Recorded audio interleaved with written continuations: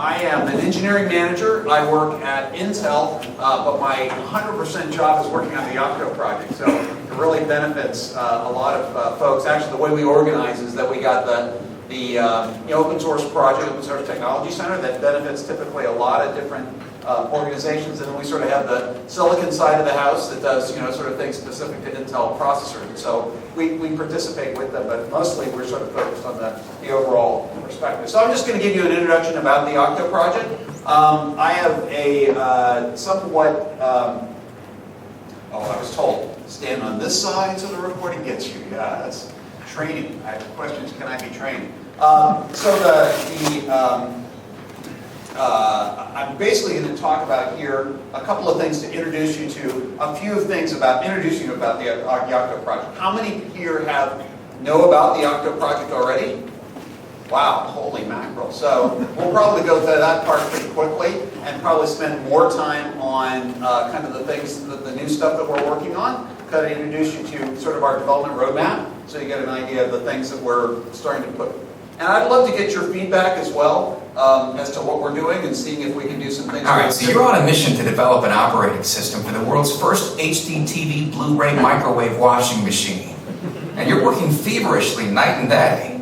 You're using Linux to make the magic happen because it's free and you can get the source code. There's only one problem. The process to develop on Linux for embedded devices sucks. Yeah, and not one of the specialty Linux OSs out there works for you. And there are no common tools to help, which means you end up with some monster Linux distribution to manually hack together a Frankenstein OS that meets your specific needs. But you end up with parts left over and things don't fit or function right with your creation. And after all that, you may still want to move to a commercial Linux for real product support, which means dealing with the nightmare of a different build system, kernel, or whatever, which of course costs more time and money. Awesome. Yeah, using Linux for your embedded devices is just way too difficult and complicated. What if there was an easier way to create a custom Linux OS for any device you wanted? Well, now there is. Introducing the Yocto Project. The Yocto Project is a collaborative, universal starting point for custom Linux creation that makes it faster, easier, and cheaper for developers to bring embedded devices to market. The Yocto project provides free templates, tools, methods, and actual working code. It lets you choose your embedded CPU architecture, select a footprint. Right, sure it does. Never happened to me. And anyway, oh well, okay, let's keep going. So I'm actually going to talk about most of that stuff.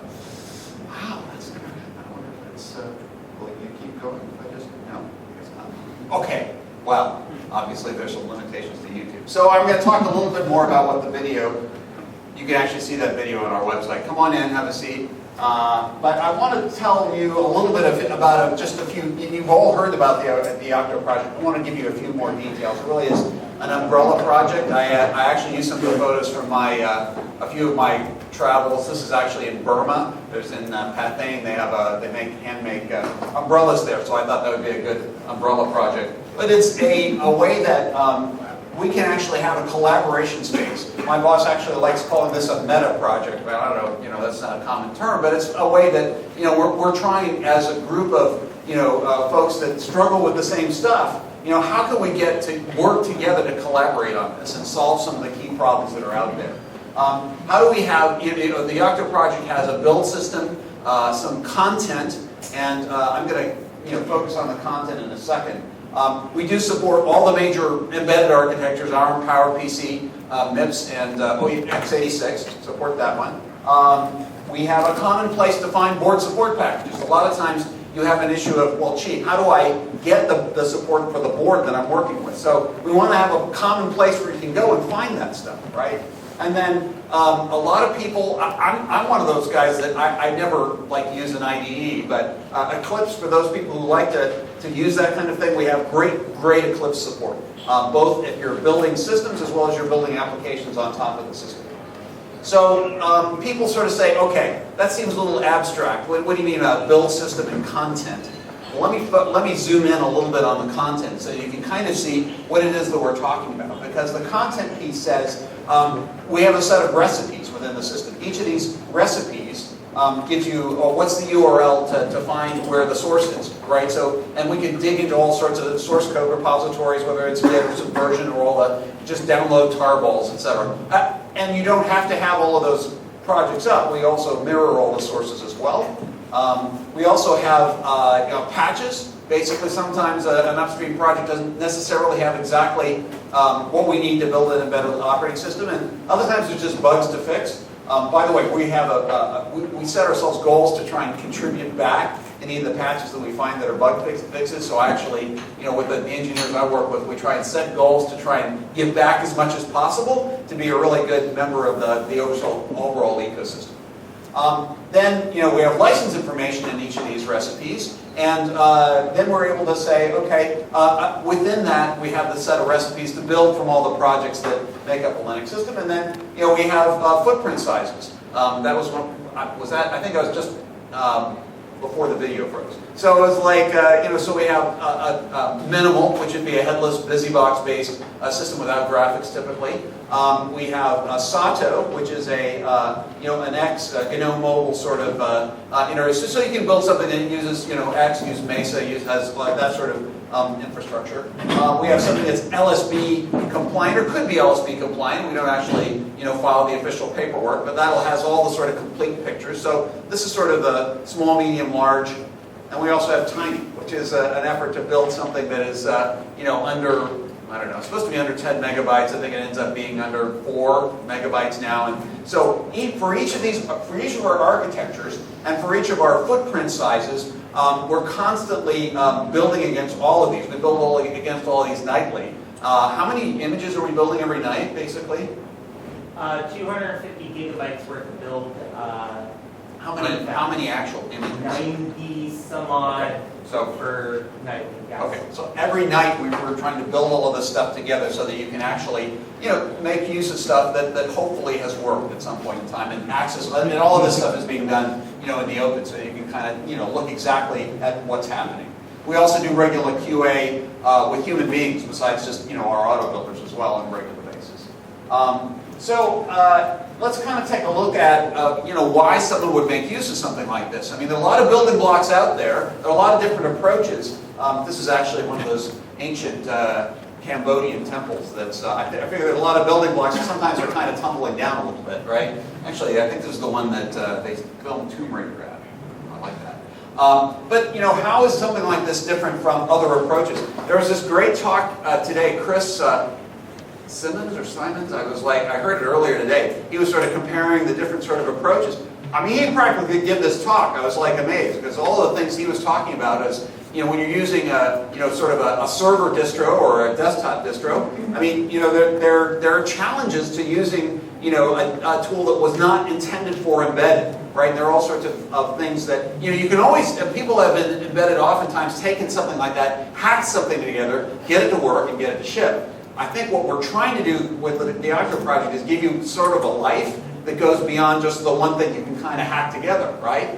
Oftentimes people, look at Linaro and they say, well, what's different from the Yocto project and Linaro? Well, Linaro really is sort of, I use that term, orthogonal. It really is not it's really trying to do upstream contribution in graphic, I think graphics kernel tool chain to really help ARM, and we make use of those improves because we're very upstream focused. And in fact, we're trying to work collaborate with the Linaro effort as much as we can, and as much as it makes sense for their members. And so, so there's other, options of what you can use, but I think what we've tried to do is something that's, using the right tools for the right project. It's easy to hack something together. This is a photo I actually took on our first conference when we first launched our very first public release. We actually used the Yocto project to build this little demo that had all 4 of our architectures communicating among 6 different boards in the same application. And what was funny about it was some of the people, that is a hotel room, the power is really kind of fun on that one, because the power of this particular hotel was a little bit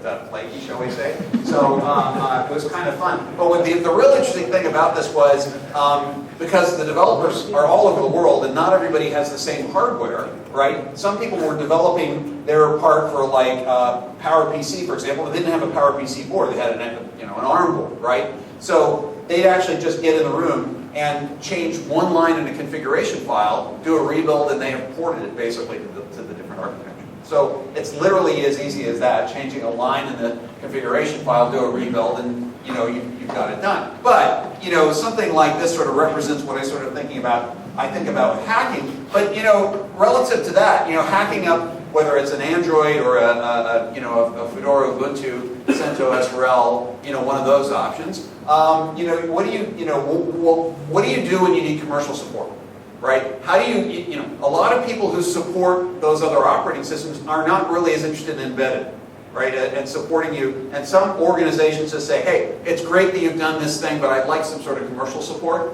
The great thing about the Yocto project is we have commercial OSVs. We have Mentor Graphics, India, Wind River, Monte Vista, all who are in a fleet of consultants who are able to step in a fleet. I don't know. Philip, are you a fleet? No, I mean, there are multiple consultants who are part of our Yocto project participants, and so really able to provide commercial support.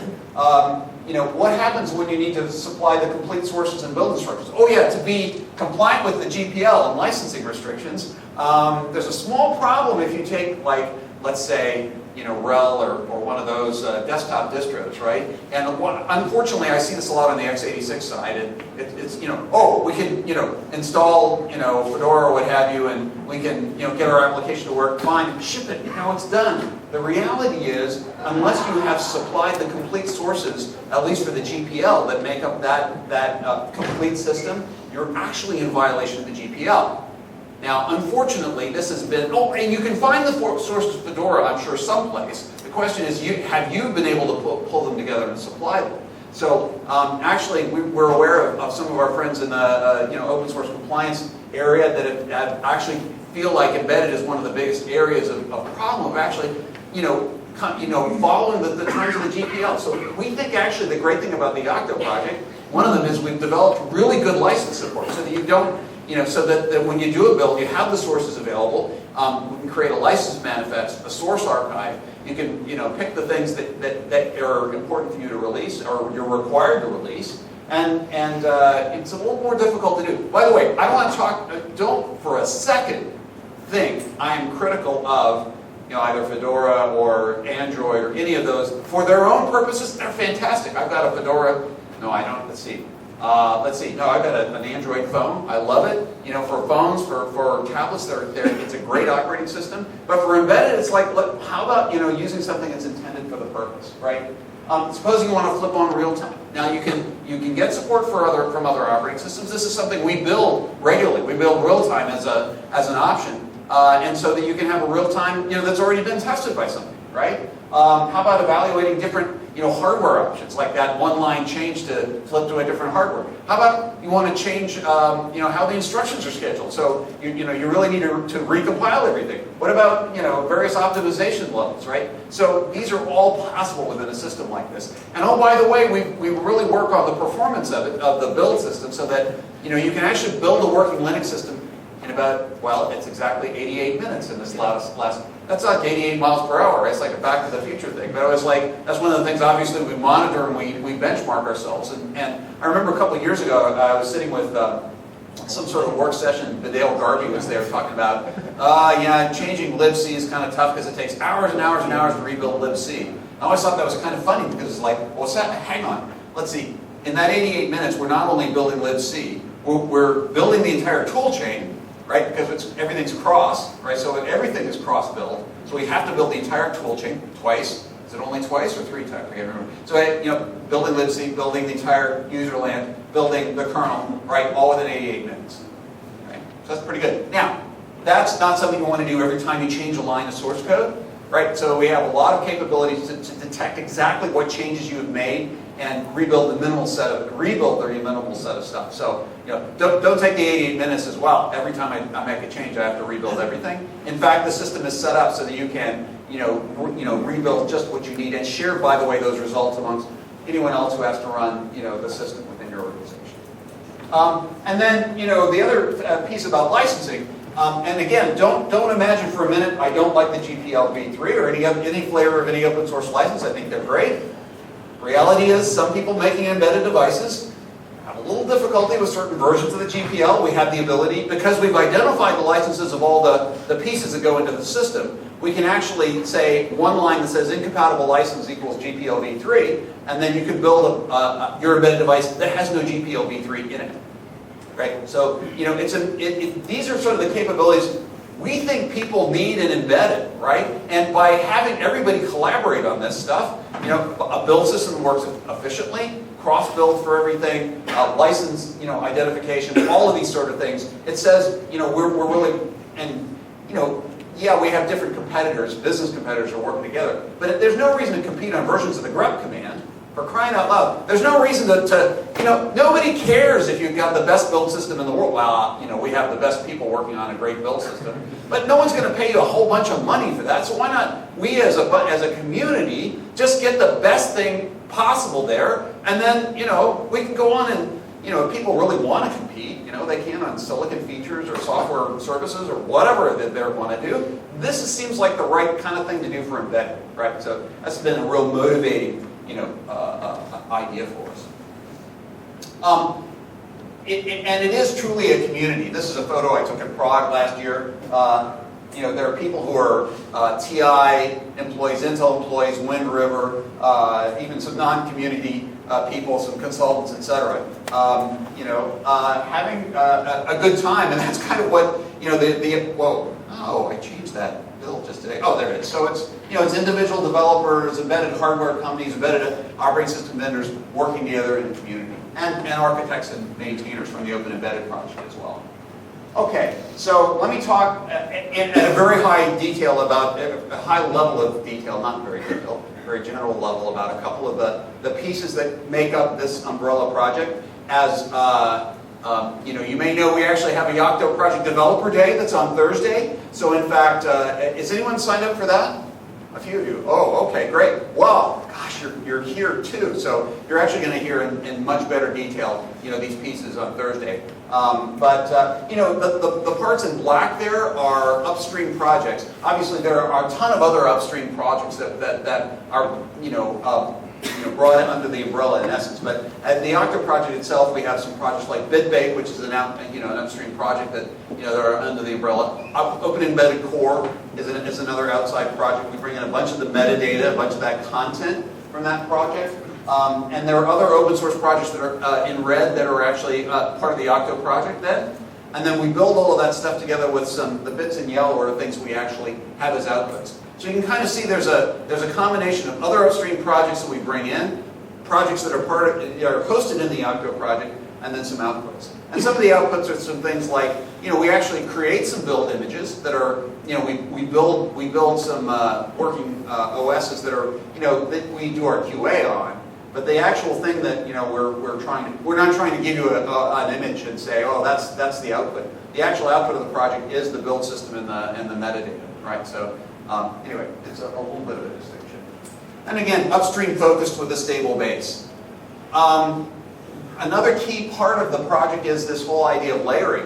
One of the things that I thought was very cool about this idea is that it says, well, if you have, you know, well, why would somebody want to use this and not sort of fork their own version, right? Because, you know, obviously with any open source project, you can fork whatever you want. The reality is what we're trying to do is actually have something that, well, maybe you don't like you know, the particular packages we picked, or the versions we picked of the packages, or maybe, you know, you don't like doing, you know, device sync this way, you'd like to do it that way, or something like that. The beauty of this, the way the system is set up architecturally, is that we actually have, you know, someone can, you know, override practically anything that we've set up in the system. Well, and then, you know, include maybe their own package versions, their own, you know, kernel, although we kind of think we've got some great kernel tools in there for embedded. But anything really can be overridden. And we have things set up so that, you know, for example, a board support package really is just a layer. So within that layer, we can, you know, if you have device drivers or you have, you know, configuration settings or what have you, you can specify exactly what goes into that, you know, that particular image, so you don't have to have gigabytes of device support that aren't necessary for your device, right? You know, maybe there's a UI-specific layer. Maybe, you know, there's some folks who are building this industrial tablet. I'll show you a picture of it in a second. They actually use Java for it. You know, they're actually using Sun, you know, Oracle Java for this, for their user interface, right? They just put that in as a separate layer. You know, operating system vendors, I would think oftentimes would have their support as layers. It's really up to them how they deliver their support, but that's a way they can do that. Again, to add additional packages, add maybe change tool chains or what have you. And then maybe there's your organization. Maybe you have things you want to have as a standard. Things available to all the developers. Again, this is just an example of how you can build things. And on the left-hand side, we have, the right-hand side, there's a text file there that just shows, how the layers are, configured in a configuration file very easily. Or we have a developer experience, basically called the Hob, where you can just select a layer straight out of that and build it in. Okay, so these are, a couple of the, sort of technical pieces, but I think the point is that oftentimes when you have, maybe there are things you don't need. On the left-hand side is sort of like if you have, often these more generic, maybe you have a desktop or a server distro or some other, thing that you're trying to, oftentimes you see the experience of people trying to repurpose that, and there's sort of the parts you need and the parts you don't need. And what we're trying to deliver for you is something that has some starting points, some footprint sizes that will actually, get you, started in the direction you need. So anyway, so that's kind of hopefully the approach that's being helpful.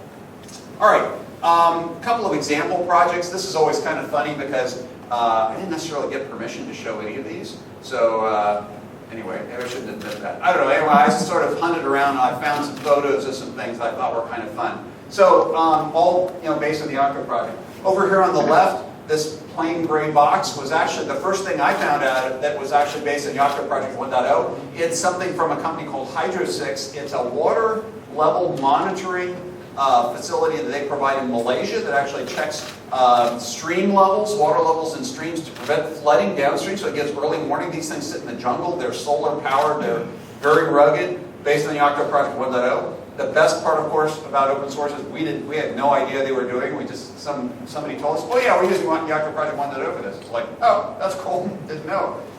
In the center, LabQuest is a company that provides scientific and educational equipment. Have been using the Yocto Project, graphics oriented.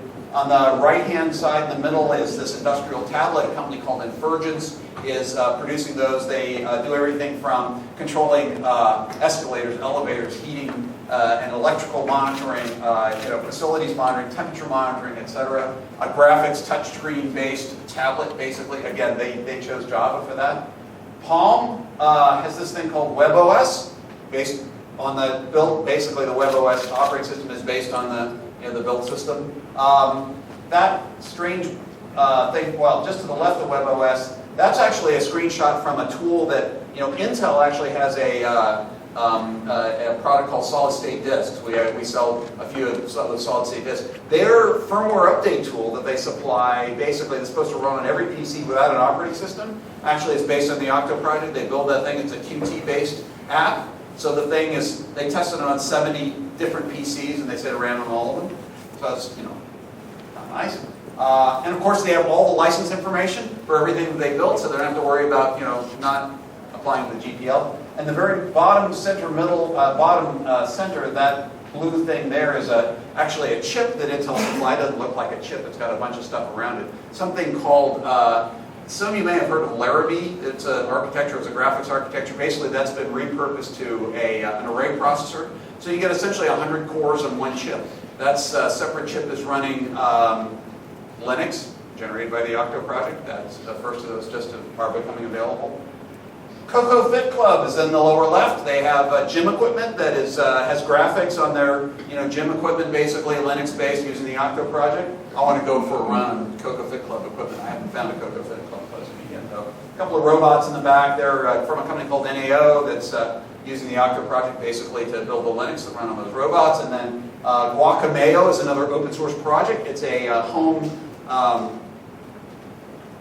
I got the wrong name for it. I think home media server, but the media server is only one of the things it does. So it's like it's essentially your home entertainment system. It's an open source project based on the Yocto project. So a couple of examples. I know there are a lot more.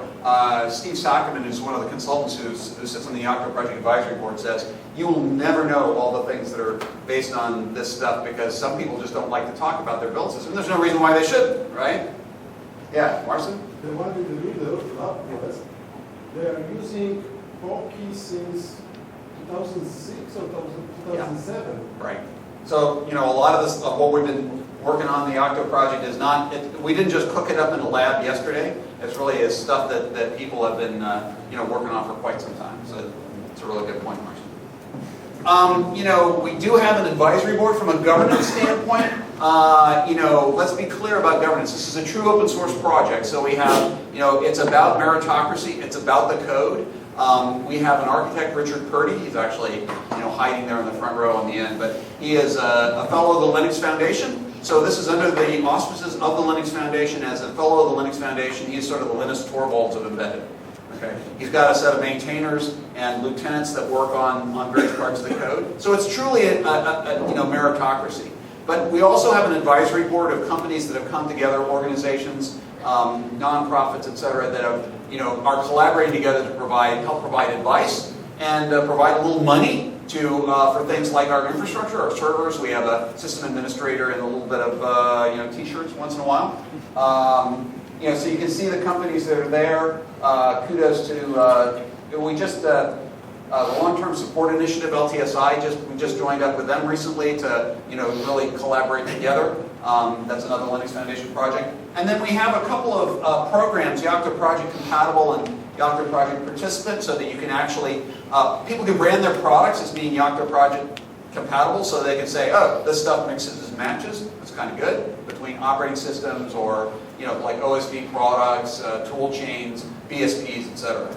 And then we have a participant badge, so people in the ecosystem can qualify as Yocto Project participant, and then get the business that you can get from that sort of thing, right?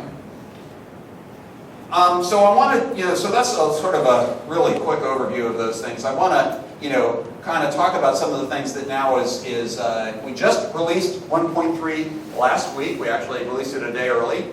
How can you do that? Actually, this is the 5th release that we've had of the Yocto project. We come out with them every 6 months, and every 6 months we come out with essentially new kernel, tool chain, package updates, and features. And so idea is every 6 months we want to have something that has the latest parts of the best parts of the ecosystem, leadership, development within that area, and it's some of the key pieces I think are the hob, which apparently if you're in England, this is something I as an American would call a cooktop on top of a stove, because in England they call it a hob, and so I think it's kind of cool that our cooktop interface is the hob. Now, it's a graphical developer experience. I'll actually show you how this works in just a second. I'll give you a little demo. You can actually take that graphical build experience, and again, a lot of what we're trying to do here is make it simple, so you don't have to hack a bunch of stuff together and have a bunch of set up particular distros and versions and packages. Actually, you can run this on Windows. How did that work? Oh, look, there's the Windows thingy down at the bottom there running the hob. And how that works is essentially we've just done a VMware guest. We call it a virtual build appliance. So if you have Windows, some people still like to use Windows. So we have this available, so you can actually download this VMware guest and be doing a build very quickly, right? Then there's a whole variety of other updates and hygiene that we worked on. Latest kernel with an LTSI intercept. So our plan is to intercept at the end. So we typically support 3 kernels, always the most recent released one typically, and then sort of a stable one, and then sort of the bleeding edge. And so then you can choose which you use within the kernel tools. The stable one is going to become the LTSI kernel in all of our future updates. Then we have updates to GCC, EGLibC, mini package updates. We do this every time. A lot of bugs fixed in this release. Our intent was to have a release that was a lot of stabilization, bug fixing, etc. So 580 bugs, something of that on that order. I don't remember exactly. We made some improvements to this hob from a workflow standpoint. We have a designer that we've been working with, one of those people who actually talks to users and actually gets their feedback and tries out different things and actually has some logic around some of that stuff. That's been very cool, very helpful. A vastly improved command line interface. Some people used to open embedded in the old days. Typically, you type bitbake and then you see reams of stuff, just flow out because, with a parallel build system, you're going to have all kinds of information. Well, that stuff now is, it's still available as in a log, but actually the command line interface is much more, kind of contained, and you can see where that's going. So that's been terrific. Our Eclipse support, you don't have to use Eclipse, but if you like Eclipse, we have support for Juno in this latest release. This piece I talked about figuring out the minimum set of things to rebuild is what we call shared state. The reason why we call it that is because, right, so you can share it, right? So you can actually put the results of having done a build on a shared volume of some sort that a number of folks can access over a network, and it actually, as the system starts up, there's a complete parsing of all of that content, all the metadata. And the result is that there's a signature that's generated for all the variables, all the different pieces of information within the system. If any of that stuff changes, basically it's able to detect and trigger a rebuild. Well, one of the enhancements we put in, so any local file change would trigger the right set of rebuild. Now, you wouldn't think that would be so hard obviously for a single project, right? Just type make whatever, and then, for a given project, it rebuilds a minimal amount of stuff. That's actually very difficult to do across, 600 or 800 packages that would go into a Linux system, right? But we actually have the ability to detect that. So that's actually a pretty key distinctive. So, you can share all of that as well amongst the work group. Another very important feature with x86, with PowerPC, and perhaps with ARM soon, the ability to have both 32-bit and 64-bit, and something you want to be able to have. Well, I like 64-bit because I maybe have maybe there's one application I want to be 64-bit, and the rest of the system be 32-bit. So that's actually what multi-lib gives the ability to do, again, with these different architectures, is just have one part of the system be 64-bit, and the rest can be 32-bit. We have some other, a variety of other fixes. There's a great set of release notes. In fact, there may even be an Easter egg in the release notes. For some reason, those keep sneaking in. All right. We have some, other great partner announcements. Mentor Graphics, Mentor Graphics, ENIA actually has their second release, Wind River Linux 5. It's a fantastic release that happened within the last couple of months, and then we have some folks that have joined the Yocto Project at the advisory board. So these kind of continue to update, and there's a lot of other activity I'm aware of, but it's not necessarily public. So it's not public not because anyone's making a secret about it, because they haven't had their corporate, gods say, oh yes, we can do that. So it's like, I understand how that is. Having working at a company myself, I understand that sometimes you can participate, but you can't necessarily announce it yet. So anyway, that's what all that's about. There are others that hopefully will be announced soon.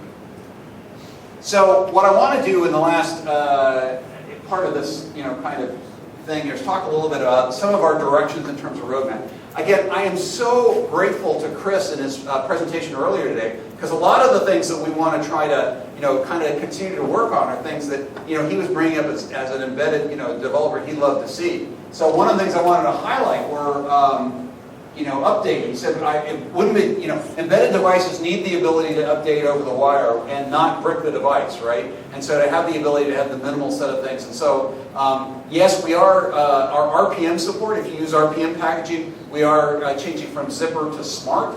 But we are also looking at a project called Nitra, which this guy named Arjen van de Ven has been working on. And he talked about it at Plumbers. If anyone was in the last Plumbers conference, he talked about his approach there. We're really looking at this as an alternative non-package-based update mechanism that we think is going to be incredibly helpful for any of you building an embedded device that needs to be updated.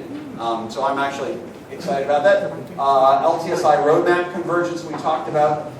Improving build performance. It's like, wait, you can build a whole Linux system in 88 minutes. Why do you need to work on performance? Reality is there are a few use cases, again, where you build, maybe you change one file. Those are some of the things we want to improve. Improve some of the disk space usage, things of that sort. Actually, some of those changes are already on our master, and so anyway, probably in our first milestone release for 1.4, a lot of these things will be become available. We're looking very seriously at adopting Wayland as either as an alternative or instead of X. Some of the, they'll probably be both for a while there. We want to try and have a continuous process of moving our QA, the human-based QA, as much as possible to automation, so that really anybody can do it, right? And then it really becomes easier and easier to validate more of the system. There's some feedback we've gotten on a couple of areas that we could document better. They are all there. It's just people are having trouble figuring them out. I've got a tech writer on my staff that is a professional with 20 years of tech writing experience, so it's great to actually have books written by somebody who knows how to write. No offense to anybody whose job is being a technical writer, but it's great having that. So there are a couple of things in the area of sort of common tasks using the kernel tools that we're going to document better, and then some of the deploying Yocto Project in a work group. So people said, well, does everybody have to run BitBake? Well, no. Typically you'd have, the system builder, somebody building the images, the system developer run BitBake, but all your rest of your, whether driver developers or application developers or what have you, can all, run, basically there's a group like that I know of. They're using the Yocto Project on a chip, and a new chip, and it's running Linux, and there's one person using BitBake and using the Yocto Project basically to build OSs, and then all of the rest of them, the developers are working on some software-defined radio or some sort of crypto or something like that, whatever it is that they're doing. Right? None of them have to run BitBake. They can just use the cross tools and libraries that the system developer ran. Right? So they're able to do all of their work without necessarily having to run BitBake. Right? So anyway, there's some more of these sort of workflow-oriented things. How you scale up the thing to a bigger organization that we want to document a little better. And then, this Eclipse thing's kind of fun. Some people have said, well, why not just run it on Windows? Right? So Windows or Mac OS. So there's, sorry to say, I'm probably not in this room. There's probably nobody in this room who would use Windows as a developer, but outside of this room, there are some people who actually like to use Windows as their day-to-day desktop. We'd like to actually have the ability to run Eclipse on Windows, and then just when you're doing the build, since we have this virtual build appliance, you can just do the build. Or maybe you have a separate machine over there on your network that has 20 cores or something like that. You'd like to throw it. So this should allow somebody to live on Windows or Mac OS to be able to do their own development. Son of Sato. This is Sato is the code name for the little GNOME mobile interface. It's got all the capabilities you might need in terms of a on-screen keyboard and graphics and all the rest of that. But it's not necessarily the most modern-looking thing. I tend to think it's the best-looking technology in the 1990s. So we're going to try and do an update of that. And then the web hob is. Well, we're looking at moving, the hob to the web, or at least, having the web accessible. So, anyway, what I'd like to do, how much time do I have left? Do I have a few minutes? I think I do. Let me just kind of show you a little bit about, by the way, you can do a build as a regular user. You don't need to be root to run. And so, that's something that we actually have, besides all the cross-building things. We have, essentially the ability. You don't have to run, to do your build as root. So this is the hob. It's one of the interfaces, but you can kind of see how I've got the ability to, pick a machine architecture. In this case, let me just build for QEMU x86. Anytime I've select an architecture, it goes through again and parses all the metadata. And this is something which, again, if anything has changed, it detects at that point all of the interactions and all of the things that need to be built in this context. And so the system will try and throw as many cores at, running this in parallel as much as possible. Actually, my little Mac here kind of gets a little warm. It's kind of fun. If I get cold, I can put my fingers there. These little MBAs actually have fans. It's kind of a surprise, but. Yeah, so this is a step which takes a little time. Sort of, we're actually have some ideas of how we might optimize that piece. But again, we're trying to, and as beauty of any demo, as soon as I boot it up, of course, it's going to do something bad. We'll see. So again, it's now once. I'm told, by the way, that it always gets to 98%, and there's a couple of other things it's doing. It's like, is it really at 98%? Or, it's others. Always seems to take a little bit longer there, so I follow the bug on that one. By the way, did anyone see the Yocto balloon, the Yocto blimp? Navigate around, some work from our intern we've had here, this fall, and it's all Yocto-based gumsticks running on the blimp itself, and then on a netbook on the base station. Okay, so now I can select a base image. Let me select core image minimal, which is is basically again BusyBox based. Typically how big are those? It's like 8 to 10 megabytes, okay. I can go into advanced configuration at this point. I can pick, what kind of image types I want to pick, whether it's, live image, I can pick EXP3, etc. I can, pick the distro that I want to, use. By default, we have, a couple of like Tiny and LSV, etc. I can pick out what, my output, what packaging format I want to use, etc. I can edit my image. I can go and look at, what packages are going into it. There's the 47 recipes that are, have been selected, but I can pick out, whatever other recipes, I want to build. It typical for one of these things. Nothing, no rocket science there. And there's some package grouping, so you can pick out just a, then I can, build my packages separately, or I can build the image, and it goes off and does the right thing. It says, okay, this is the configuration I'm going to build here, and probably because I did a build not too long ago, it probably won't take as long as maybe.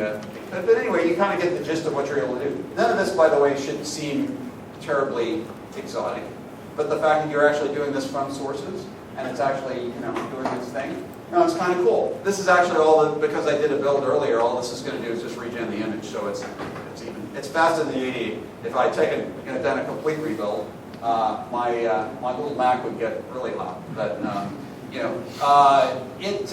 the thing, and again, I'm obviously running this in a virtual machine too. If it wasn't obvious, I'm actually running Mac OS in this thing, so that's one of the things. You get a little bit of slow down, but it's it does the right sort of thing. Typically, what you'll see here, by the way, is all the sort of build details that'll be running in parallel. So at this point, I can edit my. It says, oh, there are the layers I got. I can edit my layers, by the way, from either that previous screen or here. Can edit the packages. I can deploy this thing on a stick or something like that, or just it's QEMU. Why don't I just run it? Sure, why not?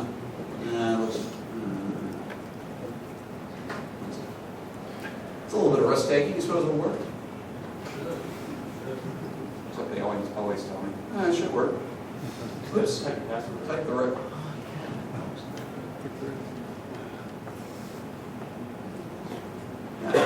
So anyway, it's Linux. It booted. I just generated it. Wow. So anyway, why don't you? What questions do you have for me? I don't know. When is this session supposed to end? By the time that they're serving the beer? Is that the? Are there any questions anybody has? Comments, nasty remarks, please. Do you think, or is anybody working on being able to build Android with Yocto as a layer? I love, that's a great question. Did Richard just sneak out on purpose? Right? The question was, has anyone tried building Android using the Yocto Project? He loves to tell the story of one time his boss at the time had asked him to create a version of Clutter that was used on the iPhone. So it was actually built using iOS. So he actually, over like 3 days, did a bunch of hacking. Oh, and he was going to get an iPhone if he did it within like 3 days, and of course he did. He did it. So it's all possible, and if some member of the community wants to do that, that'd certainly be something they can do. It's not something we're focused on in the project right now. Yes. Or sorry. Yeah. Other questions? Questions, comments, nasty remarks? Yes, Tracy, a nasty remark, yes? No? Could I have Kevin, because he's not going to take down the blend. Can you what? Kevin to take down the blend. Kevin needs to take down the blend? Why? Because they're emptying out the hall, the blend has to go. Oh, sorry, Kevin, you got to go. Sorry. You notice that our t-shirts say Yocto Project compatible. That means all of us are compatible that are wearing the shirt. That we all follow the branding guidelines, right, Tracy? So, we have that compatibility piece. Any other questions? Yes, please. Is it possible to create stable versions, or the project is updated every 6 months and we need to migrate to new versions? Yeah, the question is it possible to create stable versions, or are we always just charging it every 6 months? We keep, so there are a couple of answers to that. One is we obviously keep the results of what we are doing for some insane length of time, longer than we've been around as a project. Our intent is to keep everything around for how long? How long do we keep that stuff around? That? I keep it around indefinitely. Yeah, we will keep the stuff around. remove that? You know, our general philosophy is that we will sort of maintain with security patches for a year for anything that we're doing. Beyond that, there's always the, you know, because we try and limit the number of host infection, you know, kinds of things, we try and really eliminate any sort of host infection issues, have everything really encapsulated. So, yeah, I mean, you know, we certainly provide those, you know, we're an open source project, so we can't really provide beyond sort of a year. Now, folks like Wind River Metagraphics, et cetera, other members of the ecosystem absolutely will provide that long-term support, because some of their customers need 15-year support or what have you. So, yeah. So to the extent that we can do it as an open source project, we will. Typically, security patches are, you know, we've been, track record of these sort of stable releases that we produce afterwards. Yeah, was there a question? Presumably, building that whole. Absolutely, you can build without the hub. In fact, I could do that. Let's see. Can I do this? Oh, Brad, yeah, that works, right? Let's run this thing.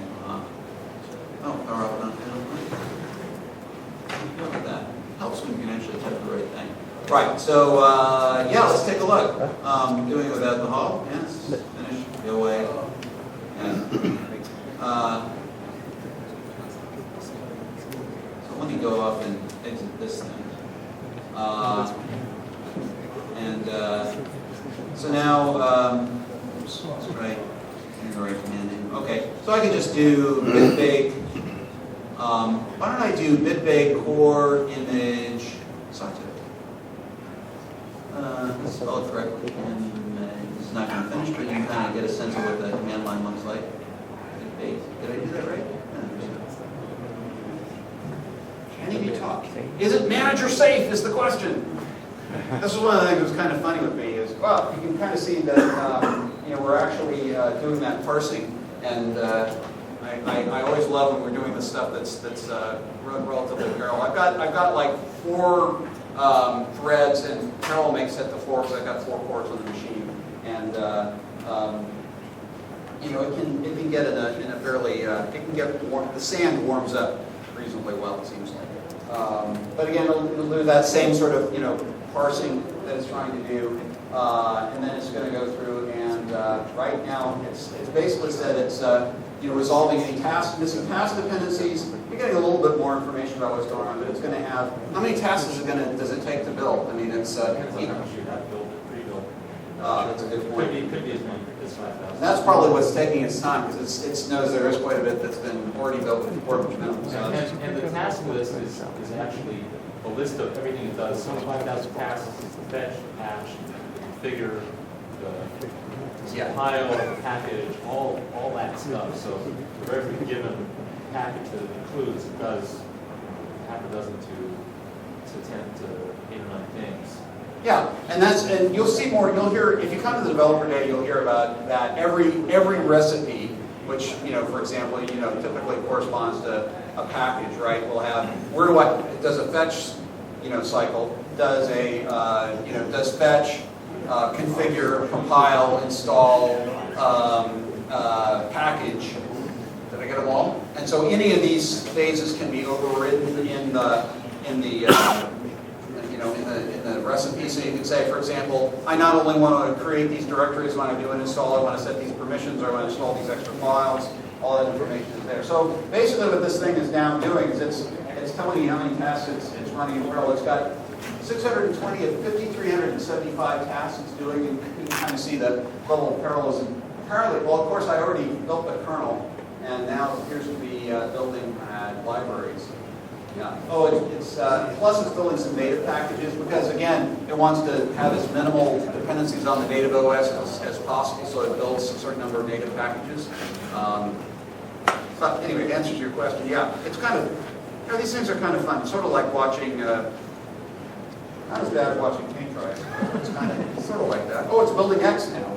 Yeah, building X11. Yeah, there you go. All right, any other questions, comments? Yeah, please. I think you are using Open Embedded. So the core technology is what we call Open Embedded Core.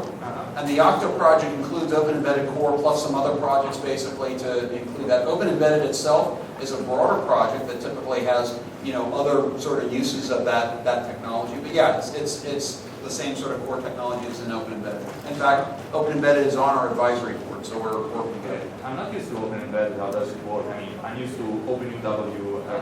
All right. That's just a tree made of make files and some Yep. some shell suite. I wonder, how long does it take if I want to add my own package to your, for example, Right. my own custom package to your Right. Well, that is a great question. I can show you exactly what a recipe looks like. If the recipe doesn't already exist, the recipe is For actually my quite. own software, so I guess Yeah. the recipe doesn't exist. So Yeah, I mean it's really a matter of where is the path to it? Where do I get it? What's its license?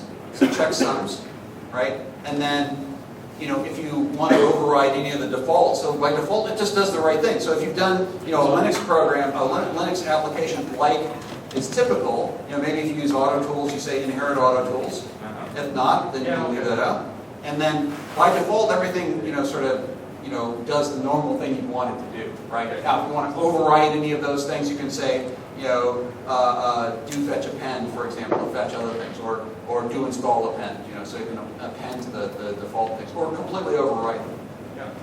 And it knows, Dave mentioned auto tools, it knows about a handful of different build type systems, CMake, QMake. QMake, CMake, yeah. QMake, Yep. CMake, QMake, Auto Tools, Plain Make Files. Yeah, clean make files. So The other thing I should have mentioned is that if you know of any other additional either build time dependencies or runtime dependencies, you can list them there to make sure they get built before, okay.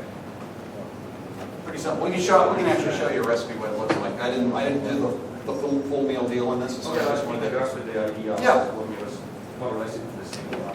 By the way, there's some great, if you're not coming to the developer day, go to our website. There's some great video screencasts. There are some, a quick start guide. So you can basically get the quick start guide and get yourself building very quickly. You can, use our Build Appliance, download that thing, and just, if you have VMware, just install it as a guest in VMware. So, I think I might be at the end of my time. We're still building X, right? This is the cooking demo. Typically, that's sort of why I used to Hobbs. The other thing it was like pretty quick. But anyway, anything else? Catch me afterwards. By the way, I've got some stickers. I'd love you to these are Barcelona stickers too. It says Yocto Project Barcelona. So these are pretty bad.